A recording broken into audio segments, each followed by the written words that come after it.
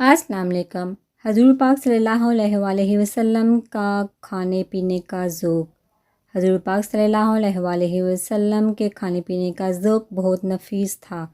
گوشت سے خاص رغبت تھی، زیادہ ترجیح دست، گردن اور پٹ کے گوشت کو دیتے، نیز پہلو کی ہڈی پسند تھی۔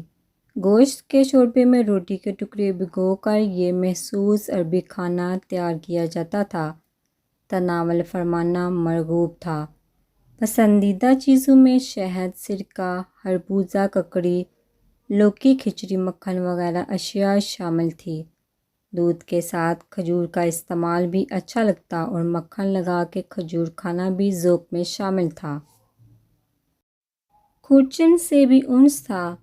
ککڑی نمک لگا کر اور خربوزہ شکر لگا کر بھی کھاتے۔ مریضوں کی پرہیزی غذا کے طور پر ہریرہ کو اچھا سمجھتے اور تجویز بھی فرماتے۔ میٹھا پکوان بھی مرغوب خاص تھا، اکثر جو کہ ستو بھی استعمال فرماتے۔ ایک مرتبہ بادام کے ستو پیش کیے گئے تو یہ کہہ کر انکار کر دیا یہ امرا کی غذا ہے۔ گھر میں شوربہ پکتا تو کہتے کہ ہمسائے کے لیے ذرا زیادہ بنایا جائے۔ پینے کی چیزوں میں نمبر 1 میٹھا پانی تھا اور بطور خاص دور دراز کی مسافت سے منگوایا جاتا۔ دودھ، پانی اور شہد کا شربت بھی رغبت سے نوش فرماتے۔ غیر نشہ دار نبیذ بھی قرین ذوق تھی۔ افراد کا الگ الگ بیٹھ کر کھانا ناپسند تھا۔ اکٹھے ہو کر کھانے کی تلقین فرمائی۔ سونے چاندی کے برتنوں کو بالکل حرام فرما دیا تھا۔ کانچ، مٹی، تانبا اور لکڑی کے برتن کو استعمال میں لاتے رہے۔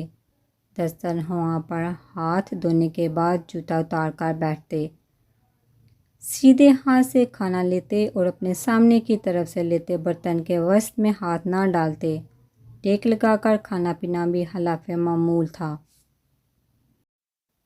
دو زانوں یا اکڑو بیٹھتے، ہر لقمہ لینے پر بسم اللہ پڑھتے۔ ناپسندیدہ کھانا بغیر عیب نکالے خاموشی سے چھوڑ دیتے۔ زیادہ گرم کھانا نہ کھاتے، کھانا ہمیشہ 3 انگلیوں سے لیتے، دعوت ضرور قبول فرماتے اور اگر اتفاقاً کوئی دوسرا آدمی ساتھ ہوتا تو اسے بھی ساتھ لے جاتے، مگر صاحب خانہ سے اس کے لیے اجازت لیتے۔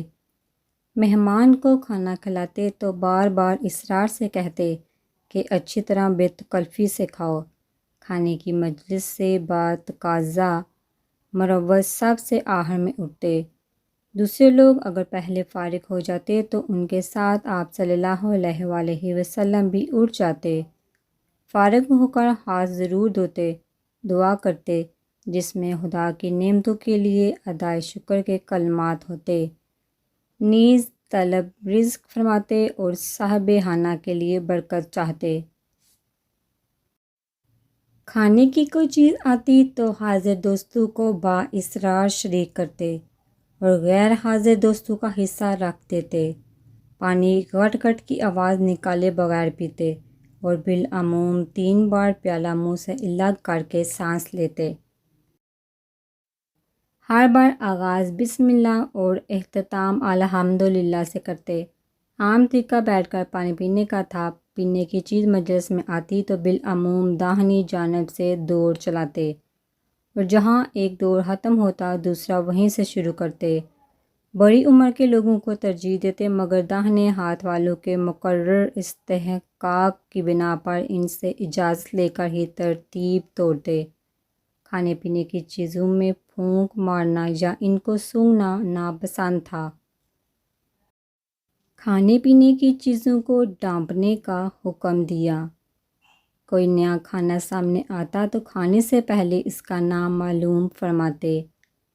ظاہر حورانی کے واقعے کے بعد معمول ہو گیا تھا کہ اگر کوئی اجنبی شخص کھانا کھلاتا تو پہلے ایک آدھا لقمہ خود اسے کھلاتے۔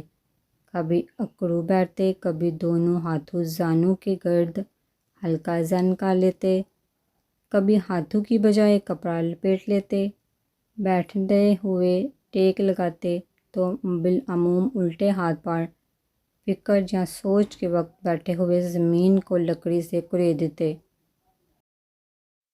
سونے کے لیے سیدھی کروٹ سوتے اور دائیں ہاتھ کی ہتھیلی پر دائیں رخسار بھی رکھ دیتے، کبھی چت بھی لیٹتے اور پاؤں پر پاؤں بھی رکھ لیتے، مگر 70 کا اہتمام رکھتے۔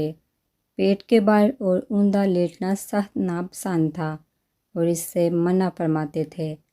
ایسے تاریک گھر میں سونا پسند نہ تھا جس میں چراغ نہ جلایا گیا ہو۔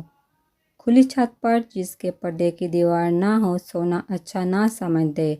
وضو کر کے سونے کی عادت تھی اور سوتے وقت مختلف دعائیں پڑھنے کے علاوہ آخری 3 سورتیں پڑھ کر بدن پر دم کر لیتے۔ سوتے ہوئے ہلکی آواز سے خراٹے لیتے۔ رات میں قضائے حاجت کے لیے اٹھتے تو فارغ ہونے کے بعد ہاتھ منہ ضرور دھوتے۔ سونے کے لیے ایک تہبند علیحدہ تھا، کرتا اتار کر ٹانگ دیتے۔